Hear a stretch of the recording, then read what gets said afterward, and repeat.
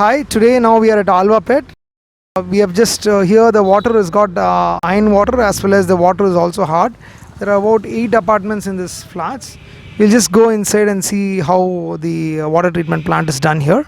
There are two sumps in this area. One is the raw water sump and another one is the treated water sump, which is below the ground, and this is the car moving area.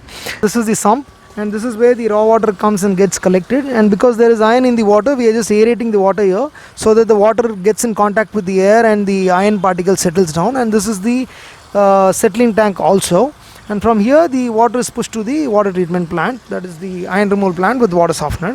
From the aeration tank that which we showed now, and there is a submersible pump which is of 1.5 HP, and from there the water passes in through the first iron removal plant filtration system, and then it passes through the second iron removal plant filtration system, and the third one is nothing but a water softener. And you also have a drum beneath to add rock salt and do a regeneration, but this is a manual one where you need to do the rinse, backwash and regeneration manually.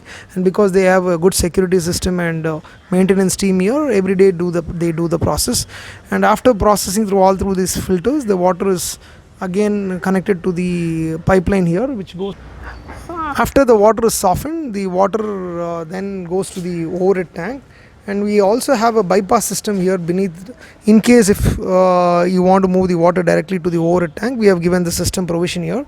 After passing the water here, and then it goes to the pipeline which goes to the overhead tank and gets stored there, and from there it is dispersed to the entire homes around these apartments.